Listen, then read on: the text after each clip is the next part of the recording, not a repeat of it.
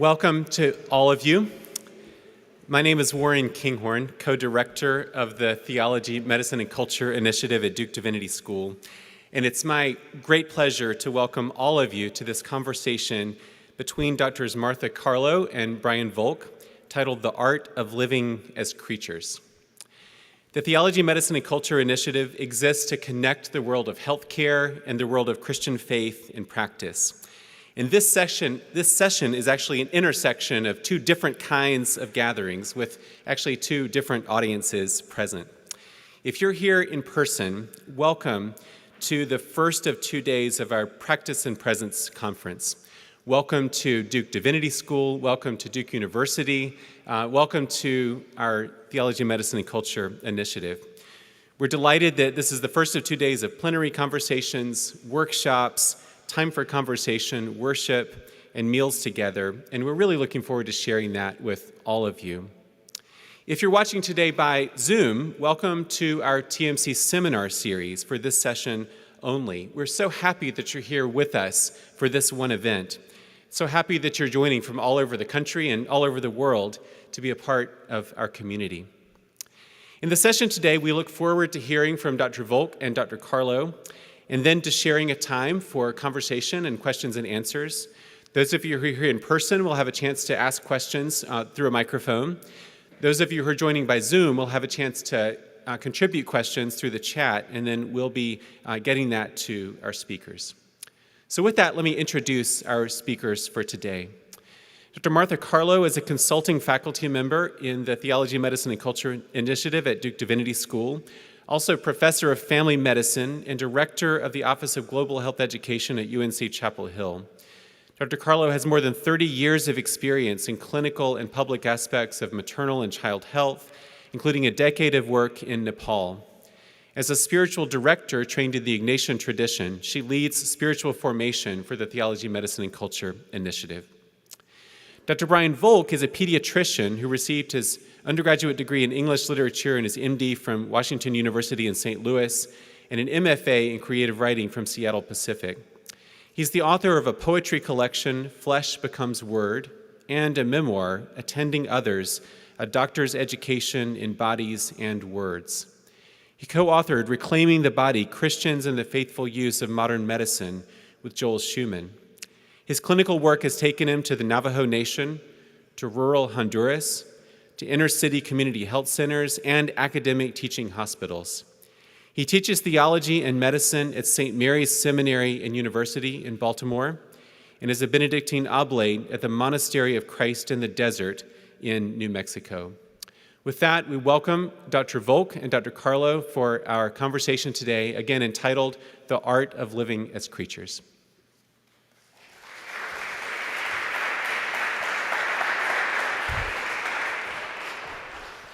Thank you.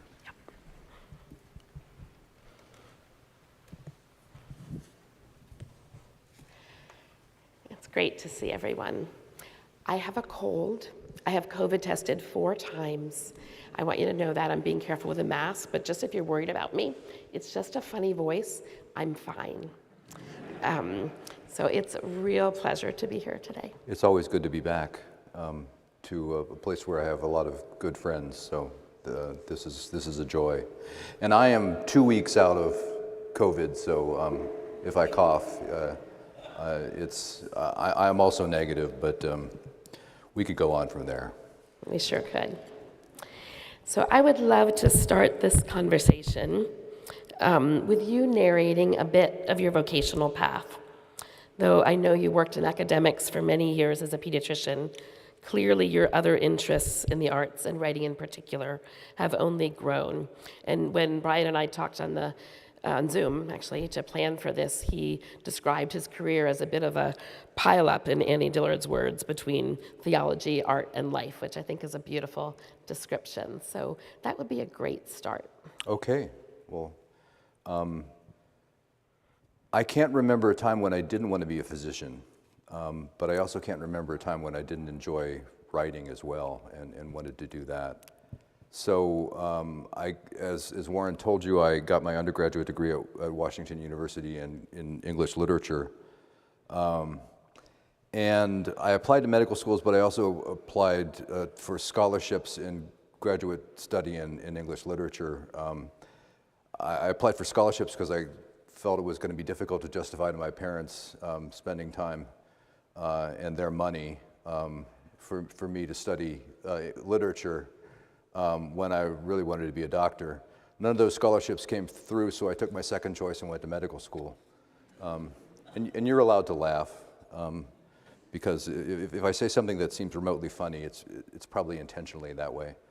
I remember later talking to Robert Coles, who was very helpful in getting me involved in some publications with the late, great Double Take magazine, and was a mentor towards me. If you don't know Robert Coles, he was a child psychiatrist at Harvard, and wrote very movingly about children, particularly children in poverty, and how they adapted to their situation. But I remember talking to him on the phone and saying that I was thinking about ditching medicine, becoming and getting a getting a PhD in English literature, and he said in his gravelly Boston voice, "But I thought you liked books." And those of you who have dealt with literary theory, or at least the literary theory that was dominant at the time I told this, will know what he was talking about. Coles kind of confused me because he was a physician and a writer, and it made it look like it was easy to do. It turns out that medicine and writing are jealous mistresses, and they don't like you spending time with the other one. And so you have to figure out what to do. And I made the mistake. Please don't make this mistake. I made it for you, so you don't have to. Don't put off writing till sometime when you'll be good at it, because the way you learn how to write is to write. You can't find any other way to do that. And so part of what's happened over the past 10, 15 years, first I got my MFA to complicate my life, and then finally, actually I also got a master's in theology as well to further complicate my life.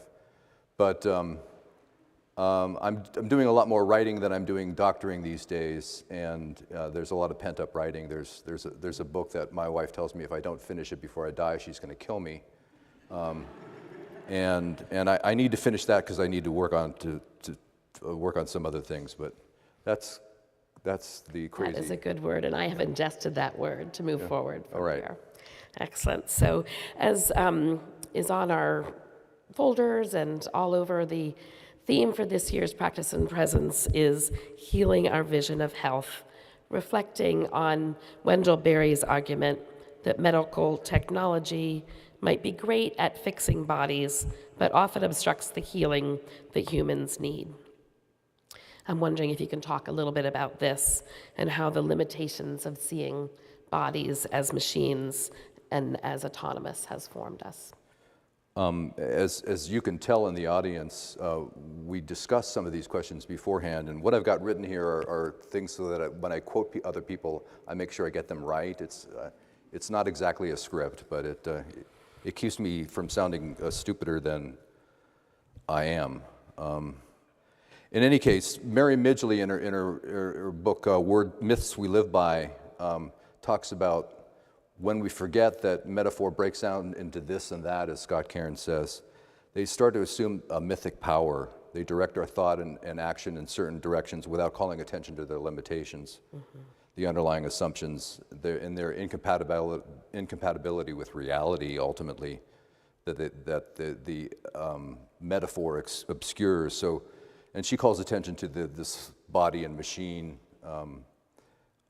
metaphor or analogy, which has a long pedigree and is problematic, and we'll get to what Wendell Berry says about that in a moment. But she also talks about the problem of the brain being just a mere computer. This is often a meat computer, is what often people will say. And this is a sort of nothing buttery that comes up with reductionism to say that this is nothing but a. And when you think about it, the brain is nothing like a computer. And as Wendell Berry says, and here I am quoting so I get it right, A metaphor must be controlled by a sort of humorous intelligence, always mindful to the exact limits within which the comparison is meaningful. And then he goes on to say, the body in most ways is not at all like a machine. The body alone is not, properly speaking, a body. Divided from its sources of air, food, drink, clothing, shelter, and companionship, a body is, properly speaking, a cadaver. Whereas a machine by itself, shut down or out of fuel, is still a machine. And in that same essay, Health is Membership, which I said earlier to the TMC folks that they had no business dying without reading some Scott Cairns. You have no business dying without reading Health is Membership, the essay. You should read this at some point in your life, the essay Health is Membership, and read the companion story that sort of articulates it in a fictional form, Fidelity as well. But Health is Membership. And in there he says that the smallest unit of health is a community, that is a place in all its creatures. And to speak of the health of an isolated individual is a contradiction in terms. Let me say that again. The smallest unit of health is a community, that is a place and all its creatures. And to speak of the health of an isolated individual is a contradiction in terms. There is, in another essay called The Body and the Earth, he says that there is in practice no such thing as autonomy. In practice, there is only the distinction between responsible and irresponsible forms of dependence. Mm-hmm. Think about that for a moment. And do we have that image of she? We do. So in your folders, there should be some photo images, including this one, the autopsia. Yeah. So I suggest we'll give everybody a sec to pull that out and look at it while we reflect on a poem. And it had an alternate title called She Had a Heart.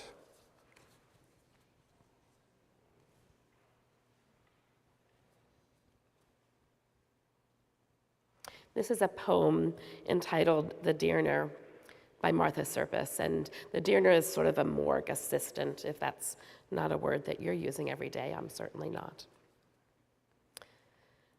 The Dearner. We hated the early anatomists for showing us how fragile we are, how God's image is composite. The liver, the bright bruise of a sunset, the thyroid wrapped around our throats for luck. They saw our brains folded against our foreheads and knew our hearts pump dumbly on through the wash. And wily guts take the brunt of it, pushing to get rid of while we insist on taking in and taking in and taking in. Theirs was heresy. That is a choice to reach the artist by testing the art.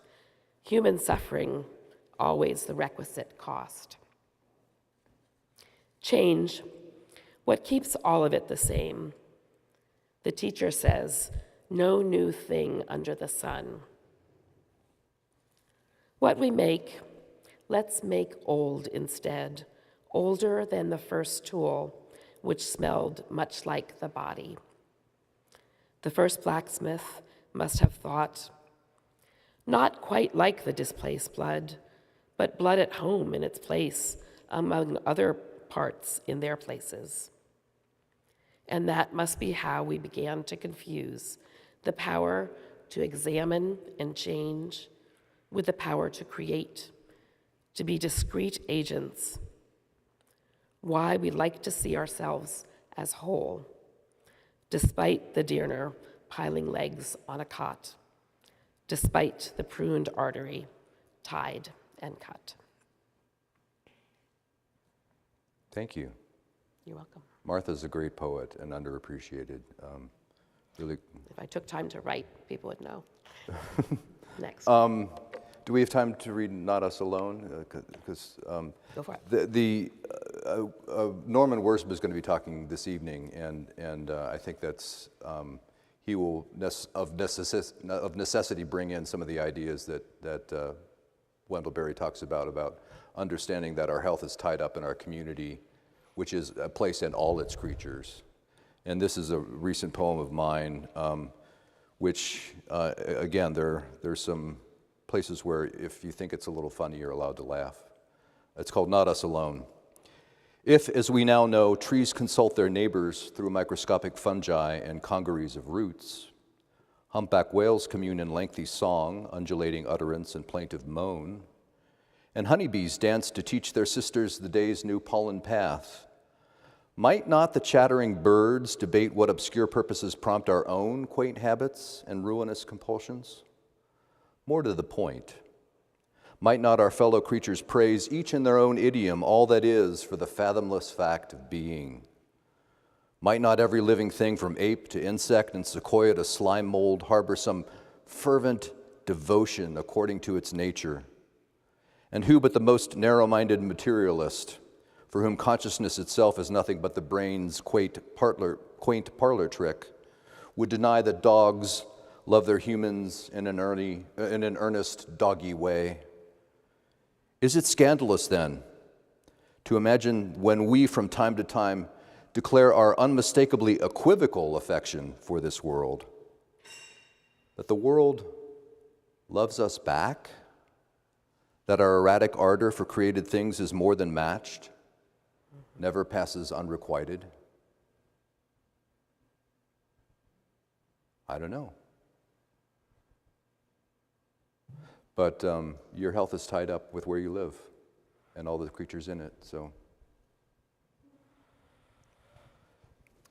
And sort of considering the other side of that, as we look at art and think about what it can do for us, art and words, how do you feel like playing with art and words has given you deeper places into humanity? And are there ways that art actually renders limitations more obvious? The answer is yes, but we won't stop there. So, Great. Samuel Taylor Coleridge, in his Biographia Literaria, which you don't have to look up, it's a dense book. But at one point he says, and he's referring specifically to when he and Wordsworth were working on the introduction to lyrical ballads, which unfortunately Wordsworth then revised his introduction several times and went farther and farther off the rails. One of the reasons why, while I honor the British Romantic poets, they're not my favorites, and that's okay. You can, I realize that Richard Wagner is a great composer. I just don't like him, and you can acknowledge both of those in the same place. But Coleridge was spot on a lot of times, and he said that what art is trying to do is to awaken the mind's attention. Okay, awaken the mind's attention. And he goes on to say, he awakens the mind attention from the lethargy of custom and directing it to the loveliness and wonders of the world before us, an inexhaustible treasure, but for which, in consequence of the film of familiarity and selfish solicitude, we have eyes yet see not, ears that hear not, and hearts that neither feel nor understand. Mm-hmm. So one of the things that art can do, or the arts in general can do, is call our attention to things that we haven't noticed before, and my wife does a much better job of this than I do. I mean, she when we're on a walk, she does what she calls building prayer altars or trail altars.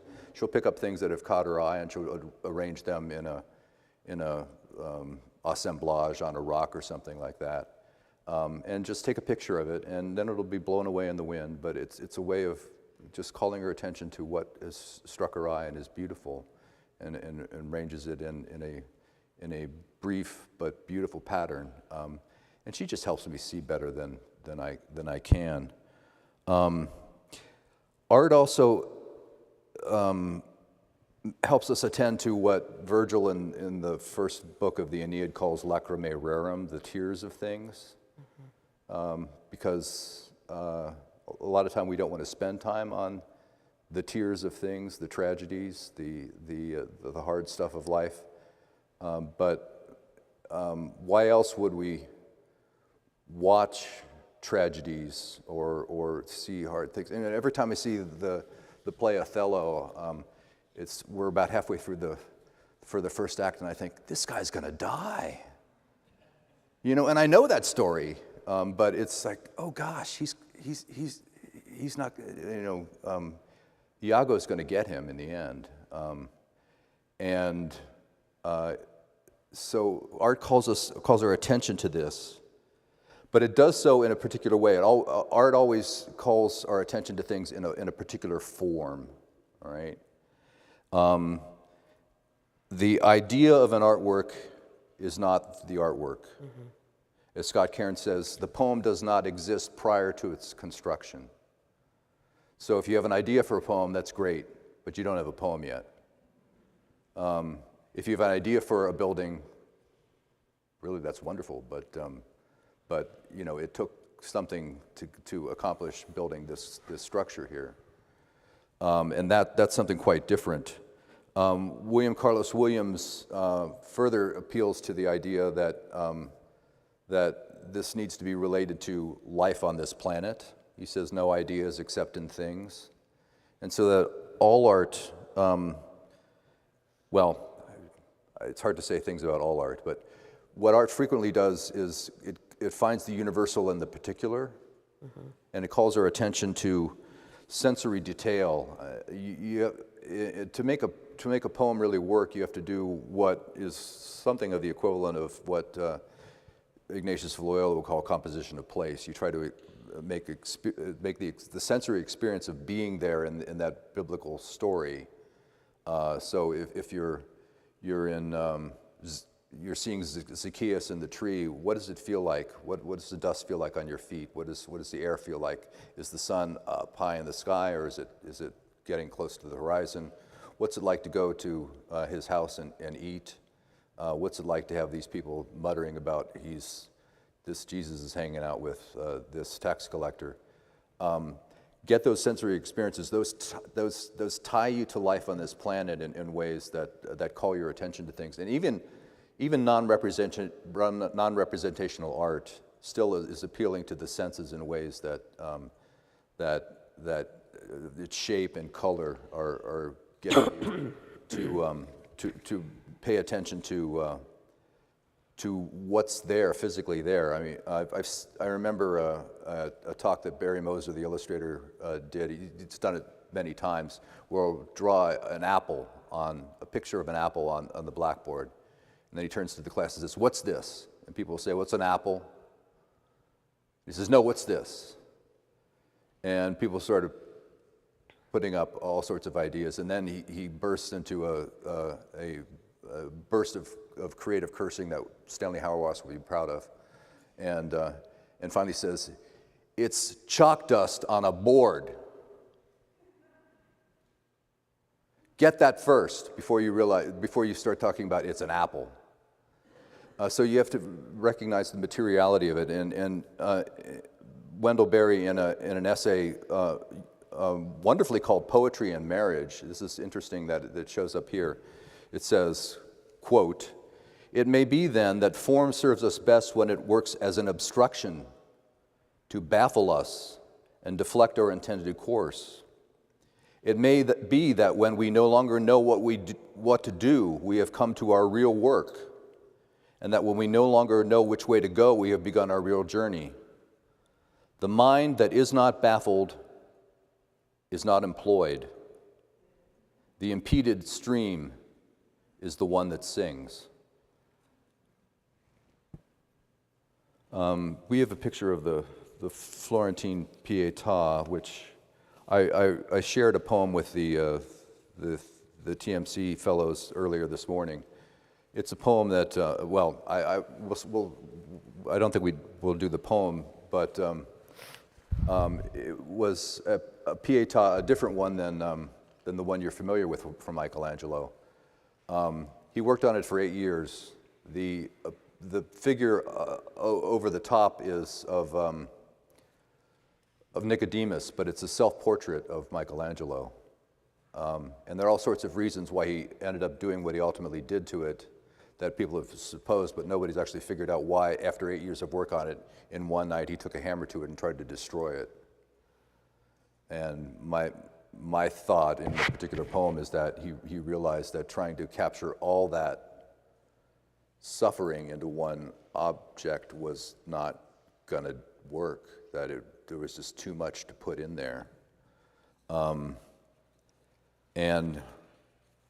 Martha has asked me to do one poem that I have that I think addresses some of the issues of what we're talking about here. And this is one where I tried to do a particular form. It tries to work in a triple rhythm, whether you call it dactyls or anapests. I think they're more anapests than dactyls, but you don't have to worry about that. It's just know that it's a form, and you'll hear kind of the lilt in it for a while. But this is called Givenness. The carpenter follows the grain of the wood, minding the marks of the tree's yearly growth in contours revealed by axe, saw, and plane, sheathing fine joinery no one will see. The bridge builder plies the parabola's strength, distributing stress along curving cables, draped from steel towers and anchored in stone, sounding the beauty in nature's deep patterns. The vine dresser prunes superfluous branches, bringing to sunlight the fruit-bearing shoots where glistening berries soon sweeten and swell with sugars distilled from water and air. Embracing the craft, the artisan honors the limits indwelling material things. Trusting what's given comes not by chance, nor proves ours alone to do as we wish. For in the specifics of each task accepted, skilled makers adapt to the matter at hand, and in shaping this substance to that comely form, find themselves reshaped toward their proper end.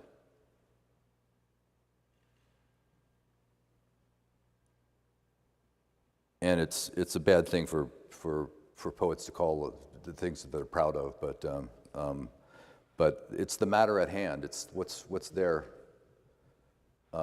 at hand that you're working with, and in the process of dealing with the limits of something and trying to make it into a form, you reshape yourself. The hidden allusion there is to Hamlet, Act 5, where he says, there is a providence that shapes our ends, rough-hewn as they are. And it sounds pretty, but it turns out that actually the providence that shapes our ends, rough-hewn as they are, is talking about people who would trim hedges. The first guy would go through and rough-hew them, and then the second guy would go through and shape the ends. Mm-hmm. So there's a very specific practice that Shakespeare is referring to there, which probably the 13th Earl of Oxford never knew about. So I'm with the people who think that Shakespeare was actually Shakespeare, but that's another story. Anyway. So this is a good bridge, I think, into conversations about suffering and the body. And we talked about some of this for those of you who are with us this morning. But I wonder if we could head towards that conversation of how art, words, has been a companion for you in suffering, a tool to see through in suffering, how that's been important for you. One of the two phrases I started off with when I presented to the TMC fellows earlier were given to me by spiritual directors for me. One was a Benedictine who said, don't go looking for suffering, it'll find you. But when it finds you, don't waste it. And the other is from a Franciscan who said, unless you find a way to transform your suffering, you will almost certainly transmit it. Let me say that again. Unless you find a way to transform your suffering, you will almost certainly transmit it. Because suffering is pretty powerful. And don't expect the arts to make you a better person. I mean, the Nazis listened to Beethoven. When Lauren Moselle says, in the world of music, all men and women are brothers and sisters, I think he forgets that there was an orchestra at Auschwitz. And they would sometimes play while people were going to the gas chambers. So art doesn't necessarily make you a better person in and of itself, but it can open, like Coleridge says, it can call your attention, it can awaken your attention. And so this task of transforming suffering into beauty is a difficult one, and one you can't force on anybody, but some people have been able to do it. And this morning we talked about some artists and poets and musicians who've done that. One of the things that poetry in particular, but I think the arts in general do, is again, Scott Cairns, one of my favorite poets, says, to be a poem, it must make the experience available and not just give a denotative account of what happened. So a poem isn't, I walked over the hill and saw these antelope there and it was really beautiful. Because that's just telling you, I mean, you have to give the experience, what it was like to walk up the hill, what it was like to suddenly come to the crest of the hill and there were these antelope, and why it was beautiful, and what it meant to you at the time. And this is what artists make available in their work, that if I'm just giving you the story that I walked up the hill and there were antelope and that was pretty, you just don't get. So, and he would argue that all art can do that, but if it doesn't happen in a poem, it's not much of a poem. So why bother? And it should also surprise you. I mean, you would say if there's no surprise for the writer, there's no surprise for the reader. So there should be something surprising along the way. And clearly, artists in general have called attention to suffering, and you've got some poems that I think address this. So I will turn that over to you. I'm going to just enter a non-scripted question to think about the edge between like specificity in poetry and that versus spaciousness, if you're bringing Ignatius in, and so... Yeah. So the poem, if it makes the experience available, it's drawing attention to something that's particular. But a poem shouldn't tell you something that says, oh, I never knew that. Mm-hmm. A poem should make you, I think a poem should make you say, yeah, that's right. And I think that's what good art usually does. It doesn't say, I never knew that. It says, that jibes with my experience. That calls my attention to something that I knew was true, but I didn't have the words or the images to put that together. And that's a spaciousness that, I remember the poem that returned me back to poetry after I thought I had given it up was Richard Wilbur's The Hole in the Parlor Floor, which I strongly recommend. I remember reading it once and then rereading it again and rereading it probably 12 times in a row. And each time it was like walking into a room and the room was larger. Mm-hmm. It was just bigger, and the space, there was a spaciousness there in the particularity of it. Yeah, I love that. I think that connects to the companionship kind of thing that I was shooting for, that like, oh, I think I recognize that, and maybe there's more. Yeah. So let's turn to the image of the landscape with the fall of Icarus, the Brugger piece of art. And there's a poem that goes with this, which is a W.H. Auden poem entitled For the Museum in Which It Sits.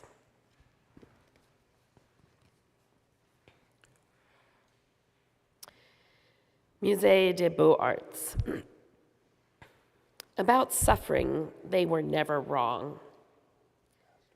The old masters, how well they understood its human position, how it takes place, while someone else is eating or opening a window or just walking dully along. How when the aged are reverently, passionately waiting for the miraculous birth, there always must be children who did not specially want it to happen, skating on a pond at the edge of the wood.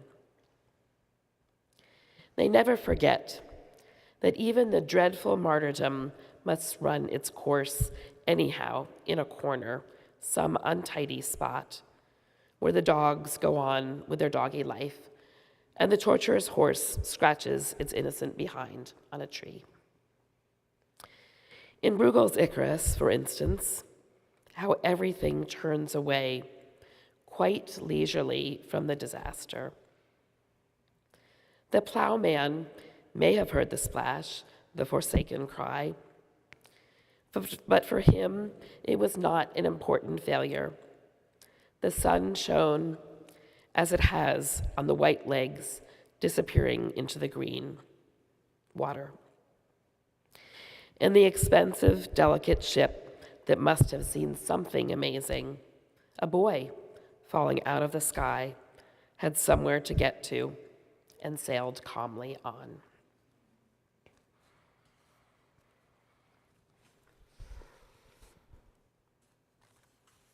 And I don't think that tells you anything new about suffering, but it tells you, yeah, that's the way suffering often is. It happens and you've got something else to do.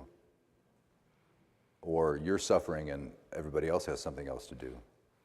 And they have to get somewhere. So that's where Auden is spot on.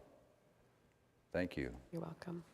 There's another poem, I'm not going to read it, but William Carlos Williams also has a beautiful poem on the landscape of the Icarus.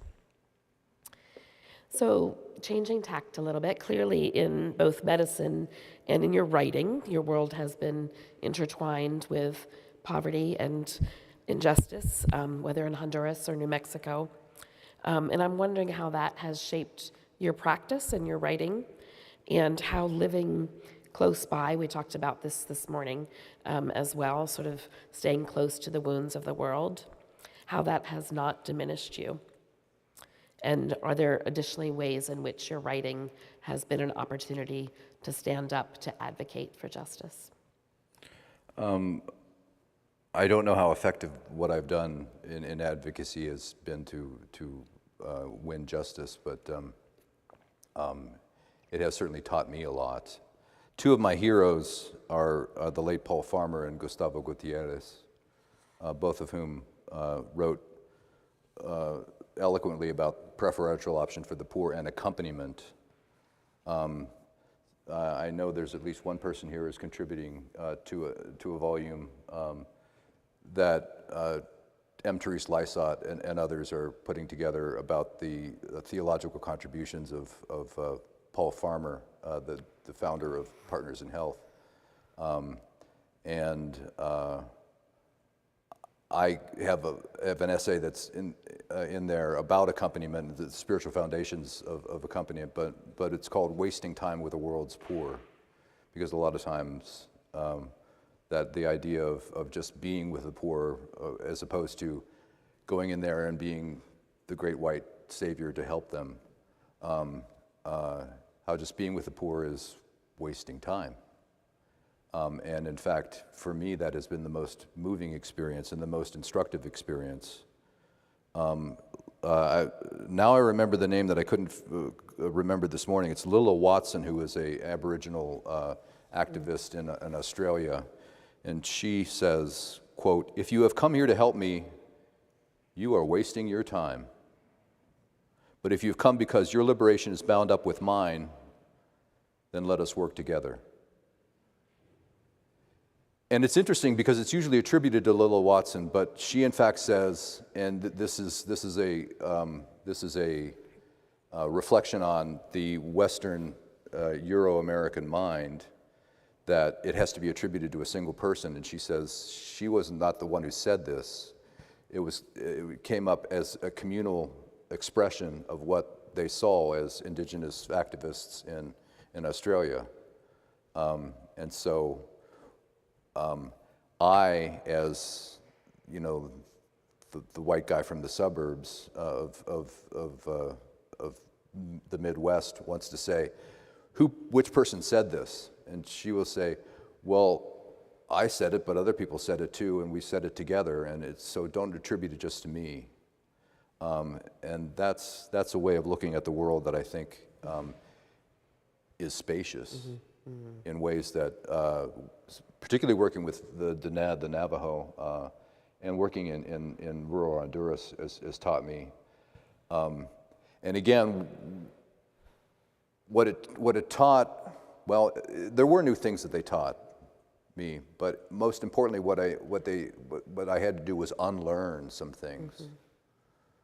There's a lot of unlearning that goes on when you cross cultural borders and realize that borders are remarkably artificial, particularly when you're talking about,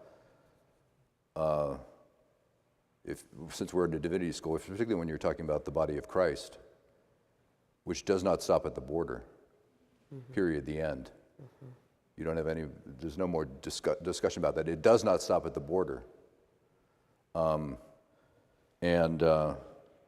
remember my friend, who's a Diné, Mark Charles, who said at one point he was talking with a Diné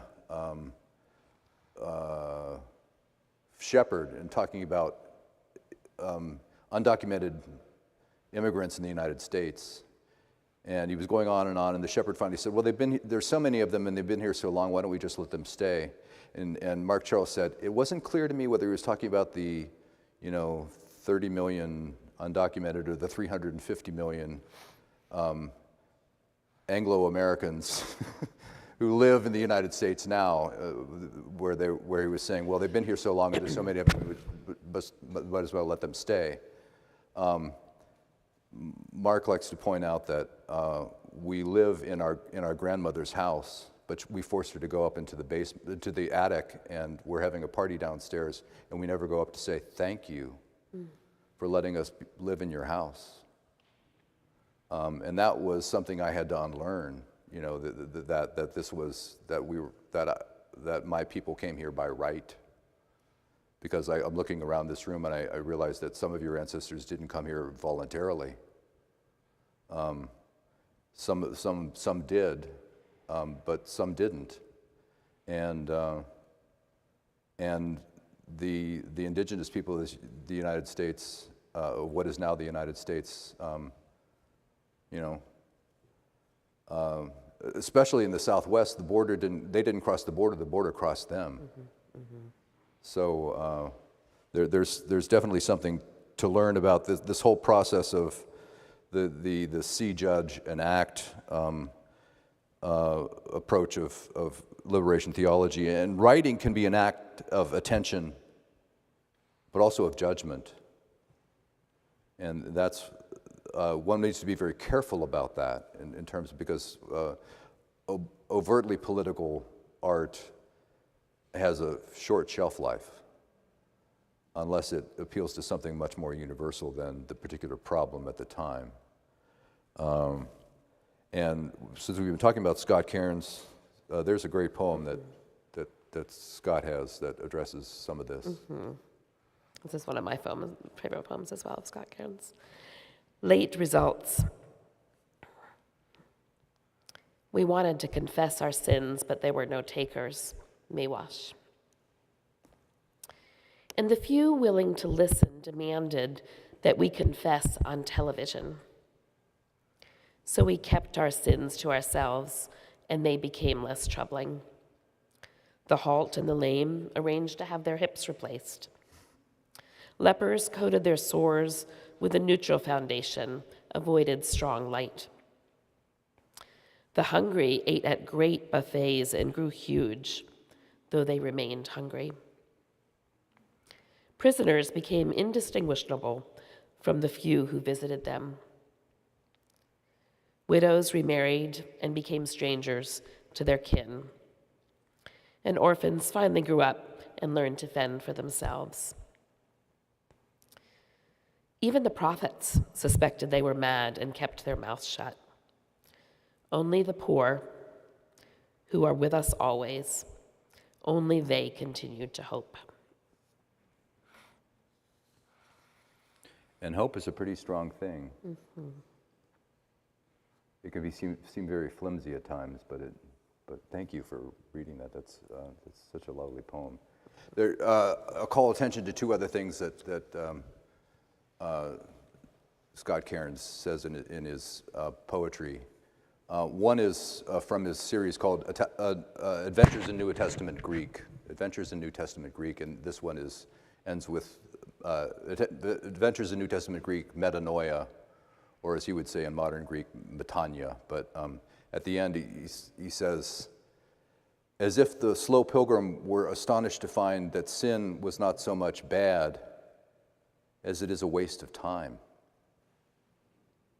And he means it not only as a waste of time, but it actually lays waste the time. You've only got so much time in your life. I hate to break it to you, but you're going to die. And you only have so much time. And sin is just waste, just laying waste to it.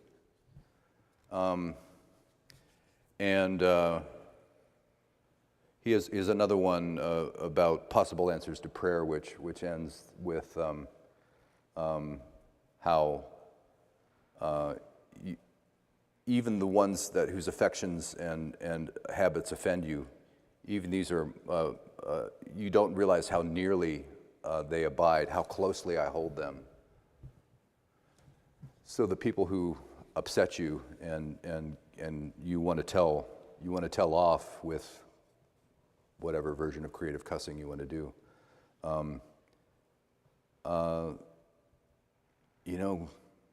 If what we say about the Creator is true, they're beloved.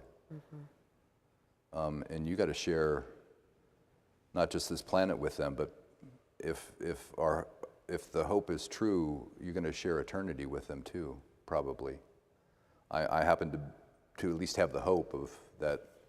Of something like apokatastasis, but that's a hope. That's not necessarily the redemption of all things. But I'm particularly fond of Isaac of Syria and those who address that. But that means, if that's true, and I don't know if it's true, but if that's true, that means spending eternity with not just everybody you like, but spending eternity with Stalin and Hitler. Get your head around that. So maybe it's good that that's just a hope and not reality, but suffering is real, and don't valorize suffering for its own sake. But then again, as my advisor said, don't waste it either. It's a really good word. Enormous times or suffering are often at the beginnings of life when things are hard, and at the ends of life. When there's often a huge disconnect in how healthcare workers, practitioners relate to folks, relate to bodies. Can you talk a little bit perhaps about the way arts and words have helped you on these limits? Well, what you're talking about is the discrepancy between how people in my profession and the people that we claim to be serving necessarily see things. And I think this is particularly acute among certain groups who are taking care of very critical issues, geneticists, genetic counselors, intensive care doctors, oncologists. They're dealing with very troubling issues in life, and often I don't want to disparage subspecialties. There are wonderful people in each of these, but there's often, and there's data to support this, that the professional will often take an approach that is discrepant to what the parent or the patient necessarily would want, and this is not always addressed. And I think there are lots of reasons. One is the discrepancy between what the provider knows and what the patient knows. So there's knowledge. I mean, if Bacon is, I think one of the things Francis Bacon got right was that knowledge is power. He got a lot of other things, I think, woefully wrong. But in this case, there's power in what the provider knows. There's also informational and emotional overload that goes along, such as the person who's pounding outside the doors must be experiencing right now. And technology, technology is not necessarily good or bad in and of itself, but technology makes some things easier to do than other things. So who, for example, would have anticipated that the introduction of prenatal ultrasounds would change the sex ratios of boys and girls born in East and South Asia in the late 20th century? Because that wasn't, I think, what people had in mind when they were, what I'm referring to is that you could identify who was a boy and who was a girl before birth and selectively eliminate the girls, which China is still dealing with now. So Wendell Berry talks about the difference between the world of efficiency and the world of love, which sounds a little neater than it probably is, but he does say something that I know is true, which is that nurses and women often do better than docs and male docs do. And so I think it's important to listen to the women and listen to the nurses as long as they're not eating their young in public, which sometimes nurses have a chance, do when they have a chance. And this is a longer poem, but maybe we'll finish with this, or okay. You determine when we're done. This is called The Doulas. And even though the epigraph is from Mark, it's much more out of John's gospel. From Mark 16:5, as they entered the tomb, they saw a young man dressed in white sitting on the right side, and they were alarmed. And doula, in case you don't know, is a woman who serves as a supporter for a woman in childbirth. She's not necessarily a midwife. She's there as a supporter. In the end, only the women remained. And if some men returned for the body, they hadn't watched him die. Even the one who says he lingered kept a safe remove, poised to run, unable to hear the last forsaken cry or see the chest grow still as death availed release from agony. The soldiers, already bored with the day's business, quickened the two thieves' departure with sharp blows to the shins, cracking the bone. And though the master was visibly dead, his tormentors took nothing for granted.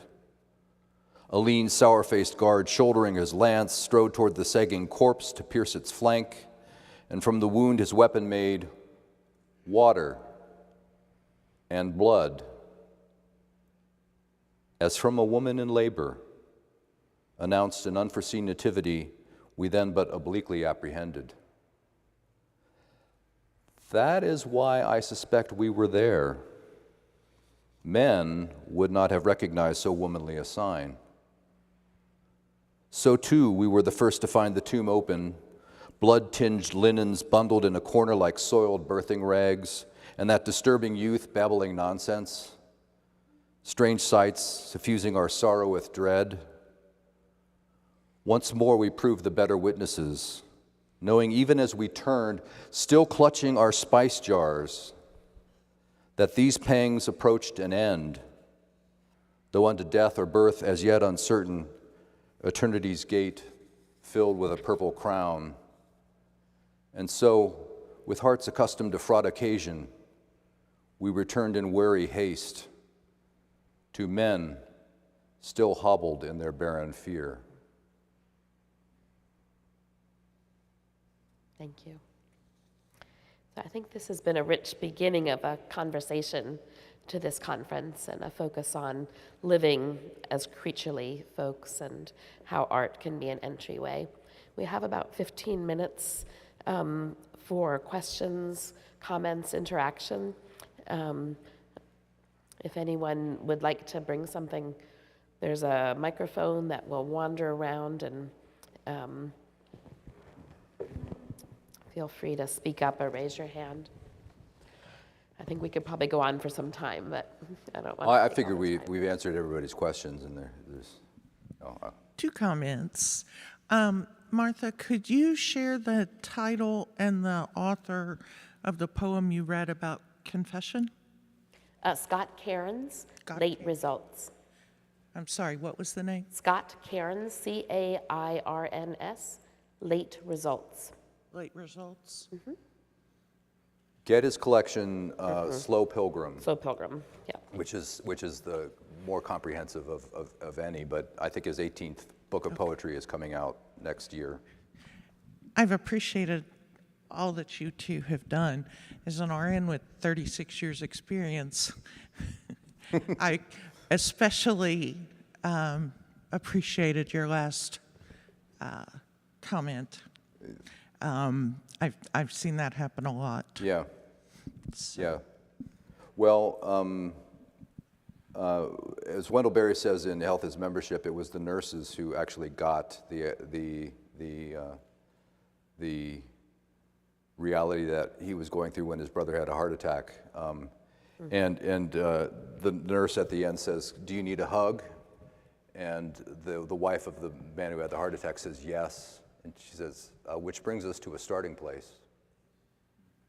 That's the starting place. Yeah. Thank you. We have a question that came in from online from Ben Suker.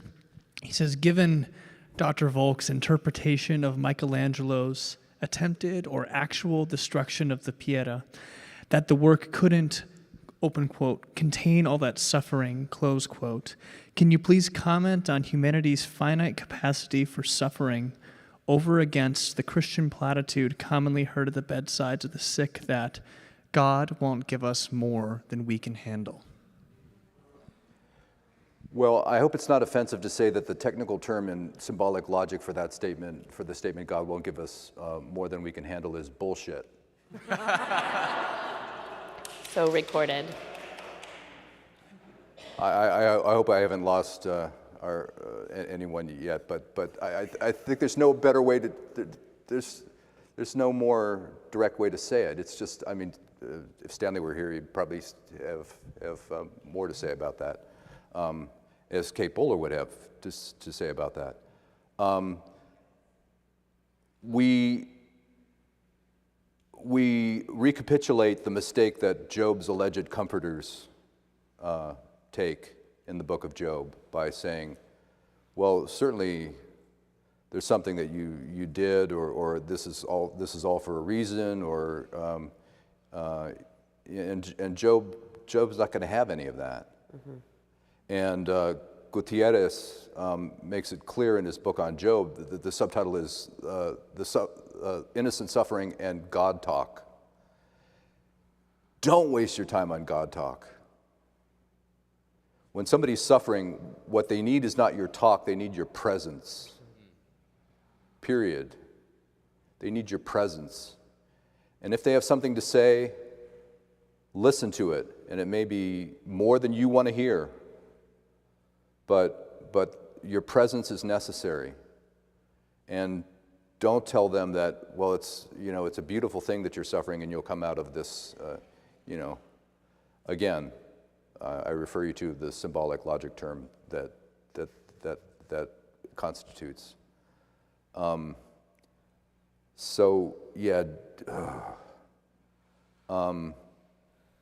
Suffering is, as Elaine Scarry says, it actively destroys language, and it's impossible for somebody to convey to you what my suffering is. You can ask them on a scale of 1 to 10, what's your pain? But my 3 may be her 10.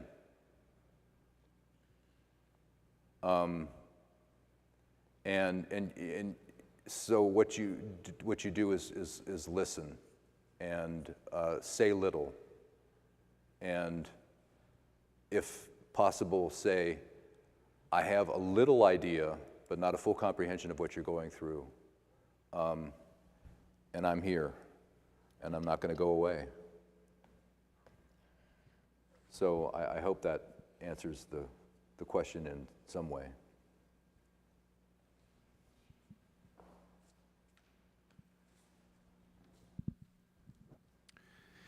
Thanks to both of you for all these comments. The kind of writing that, as a practicing psychiatrist, that I avoid the most is writing notes and charts. and I feel pretty guilty because I've got some notes that haven't been signed yet that need to be.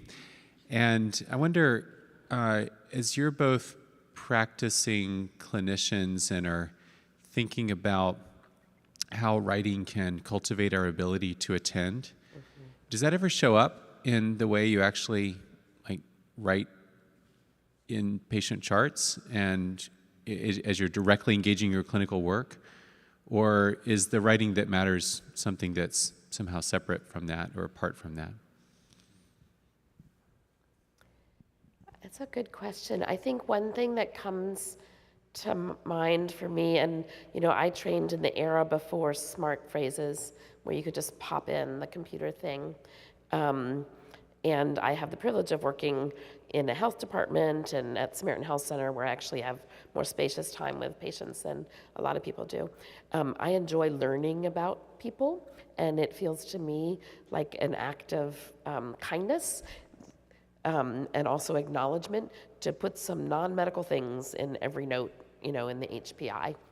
Brother just got into school somewhere, and to realize that there could be 10 people that read this note tonight, and so I think that's one practical way, is to try not to use templated notes that separate me from learning about the people that I'm caring for.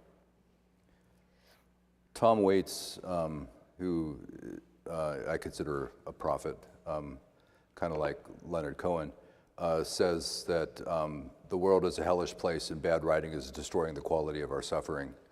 You're allowed to laugh at that. I tried to get it. And so I try not to have my writing destroy the quality of our suffering, because it's there already. I think it works both ways, Warren. I think that William Carlos Williams, who was a physician, said that one of the things that was amazing was that people would come to tell him stories that they wouldn't tell to their spouse or their spiritual, their pastor or whatever, but they would tell the doctor, and you got a view of what he called the underbelly of the whole society that he was living in. But the amazing thing is that people come and tell you these things, and you, as a psychiatrist, know this probably even better than I do, that the things they probably wouldn't tell any other people because they know not to say that in public. When I'm trying to teach people about using narrative medicine, I say, what is the most essential, what is the absolute necessary thing for a story to be a story, and what makes it different from a narrative? And I'll spare you the guessing around. The answer is conflict. If there's not conflict, it's not a story, it's just a series of events. And when you're in the health professions, automatically there's a conflict, because either you're sick and you don't want to be sick, or you're there because your child could be getting sick and you want to prevent that happening. So there's already conflict built into that, and there's a story, and that is of necessity already interesting. And so I think we should honor those stories, first of all, and as Martha was saying, there needs to be something of the person in the history of the present illness, not just the social history, but something that doesn't describe them as this well-developed, well-nourished white male in no apparent distress. When the residents would read that, I'd say, I don't care. I really don't care. Tell me if the kid looks sick or not. Mm-hmm. You might have gotten to it in no apparent distress, but I'm really not interested in this jargon. Give me the patient. And this also, I think, goes the other direction in writing. I think one of the reasons Abraham Verghese is such a good writer is that he trained in the British model of training, at least during his undergraduate studies before he came to the U.S., and which emphasizes physical diagnosis, the idea that there's something on the patient's exam that gives away the diagnosis, that gives away the game. And he's able to mine that in terms of the telling detail in the story as well. You know, I would tell the residents, if all else fails, examine the patient. which used to be a joke, and now with telemedicine, it's increasingly not a joke. But, you know, I'm doing a talk tomorrow at another institution, and the subtitle is "Medicine as if Bodies Actually Mattered." And you think that would be obvious that bodies matter because we happen to live in them, and we are of necessity our bodies. But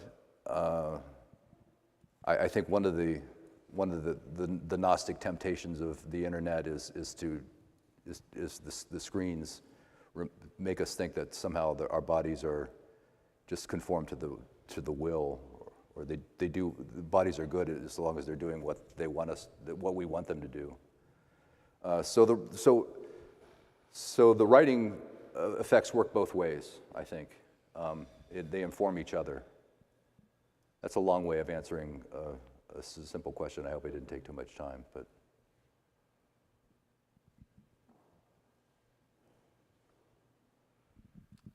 Thank you both.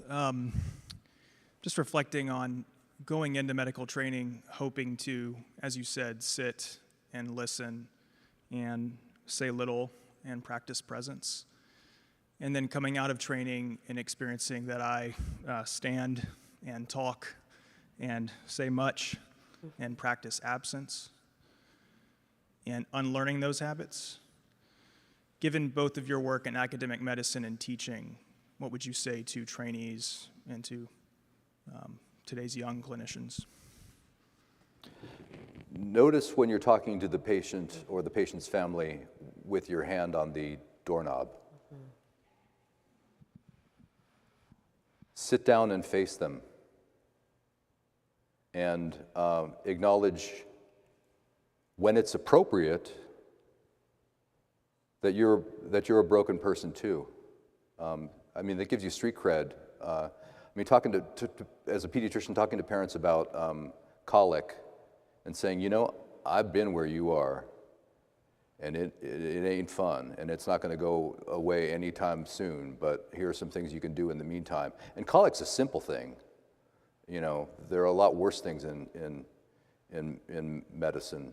I mean, diagnosing a new type 1 diabetic, you have to sit down and say, I'm going to send you over to the hospital, and your life has changed forever. And just acknowledging that and making it clear that they're not just the new diabetic in room 1, that their experience, they're having a human experience and that you're there with them. So notice those moments, and this may be where another Ignatian practice of seeing where your consolation was in terms of your consolation to the patient, and where your desolation was when your interaction was desolating to the patient or yourself, and say, I want to do more of the things that are consoling. This is in sort of a different field, but Eugene Peterson, in one of his memoirs, wrote about his practice of formation days. So when he was a busy pastor in Maryland at a big church, he would always have one day that he would speak to no one until the evening. He'd walk in the woods, weirdly take cold bacon and eggs, which I thought was weird, but anyway. And he would just wonder about his congregation. He would think of people. He would pray for them in a way, but more just hold them in wondering. And he did that every week before he wrote his sermon, telling them things in a way. And I feel like that's a good model for a lot of relationships. If we spend a lot more time listening and wondering and a lot less time telling, I think we'd be better. When I first started at UNC, in maternity care stuff, there's sort of a handout that has, pediatric patient education that everybody gets. And I watched many other physicians like go through each of the steps talking about temperature of water and guns and things like this. You know, these women who delivered a baby and have been up for days and are crazed don't remember any of this. And so pretty soon I decided this wasn't the way to do the patient education, but to listen and to, in the listening, to say, like, what are you terrified is going to happen when you get home, and talk about that if it needs talking about, and otherwise be sure that they have what they need and let them go. So I think the listening is slowing down. Less words are better. To tag on, I don't know how many of you ever heard Eugene Peterson speak in real life, but there's something about his gravelly voice that was like just this. so wonderful. And he could make things just, when you read his writing, it was wonderful enough, but when he said it, man, you just got it. So there's a way in which he said things that was comforting in and of itself. The other thing that Martha reminded me of is that I would always tell the residents, when things aren't going well, when the hair is sticking up on the back of your neck, which shouldn't be happening because most pediatricians actually like what they do and like their patients, which isn't always necessarily the case in medicine. But most pediatricians actually find kids fun, and I had to remind my students that we're here to have fun with kids. I mean, we've got a job, but kids are great to be with because you don't have to figure out how to behave with them. But with the parents, when you feel like the discussion is going in a bad direction, often you need to stop and say, okay, what is it you're concerned about? What is it you're most worried about? Because most parents, not all, but most parents want to hear if their kid is going to be okay. That's what they want to hear. Mm-hmm. There are some parents who could not care less, but fortunately is a small minority. But most parents want to hear that their kid is going to be okay, and that's really what they're going towards. Or as a Canadian emergency room doctor and trauma surgeon who used to volunteer for the Indian Health Service where I worked out on Navajo used to say, there are two reasons people go to the emergency room, pain relief and mind relief, and it's usually the latter. There's two reasons patients go to the emergency room, pain relief and mind relief, and it's usually the latter. He volunteered, and he was a Canadian, so there was a big dust up saying, you're taking an American's job, and they had to advertise the position for 6 months, and nobody wanted to take it, so he came back. So that's your government dollars at work.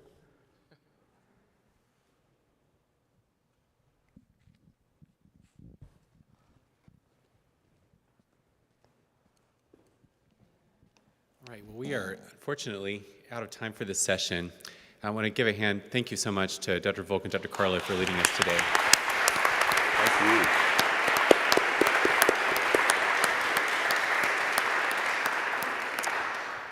you. So thank you. Dr. Volk is only with us for a short period of time after this. I think you're having to leave in about 30 minutes for another city and another engagement. And so if you want to be in conversation with him, please do so right after this session. Really grateful to both of you for bringing this to us for our first session. We're going to, in just a minute, I'm going to introduce Rachel Meyer Gallagher, who will go over some housekeeping details for the Practice and Presence Conference. I want to pause and say, for those of you who've been joining us online for the seminar, go in peace. Our seminar is concluded, and for all of you, an invitation to join our next TMC seminar on October the 7th, which will be at noon rather than 3 p.m. again, and that'll be Dr. Kristen Collier from the University of Michigan. So thank you all so much for being with us, and thank you so much again for Dr. Carlo and Dr. Volk. And Rachel, if you'd like to come and give us some details for the conference, that'd be great.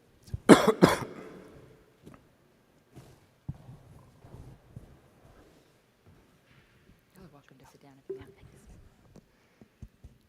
A little shorter than Warren. Just want to say I'm so grateful to see all of you here.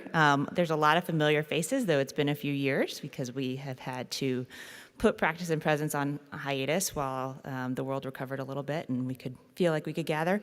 I do want to note that Duke is in a mask-optional phase now. So as you see in this room, wear the mask if you would like to, and if you feel comfortable without it, then feel free to go without it. And then just a few notes. Just want to remind everyone why we're here this weekend, and that is to tune our eyes and our hearts to see how God is present in our work, to engage Scripture, theology, and Christian history, open to how our imaginations and our practices might be transformed, to grow in friendship with one another, and finally to rest, reflect, and to respond to God's love for us and for our world. And to that end, especially for those of you who have maybe been with us before at a previous gathering, you may notice that we've made a few changes to kind of the schedule and the rhythm of this weekend. So something new is that right after this, we have a little brief cocktail reception out on Bovender Terrace that will precede dinner. And so we just really hope you'll use this time to connect with each other. That's what Practice and Presence weekend is really about, is connection. And then also tomorrow afternoon, we've built in a 2-hour break after the second session of seminars and prior to dinner. It's often hard for us to get away from the busyness of life, but you're here together, so take advantage of that time to rest, to explore. The weather is going to be beautiful. Duke Gardens are nearby, or to just sit and reflect on what you've been hearing in your time here. And then just these few housekeeping notes. Just as a reminder, there are restrooms just outside this door in the hallway over here. The reception that we're going to now is out on Bovender Terrace. And then all of our meals will be in the Divinity Cafe right across the hallway there. If you joined us a little late, there are name tags, folders, pads, and pens up at the top of Goodson. And then also remember to sign up for one morning seminar and one afternoon seminar. And then there's also a sign-up sheet if you'd like to get CME credit for your time here this weekend. Make a note there, check your email, make sure that's correct for us. And if you get lost or just generally have a question, look for those of us that are TMC staff, myself and Heather Plunk. And then we've got our faculty, Dr. Kinghorn, Dr. McCarty, I see Dr. Smith back there, and Dr. Barton, and Dr. Carlo. And our TMC fellows, our current cohort of TMC fellows, you'll also see that on their name tag, so look for them. They might be able to point you in the right direction. They've been on campus long enough that they should know. And with that, we'll dismiss to the terrace.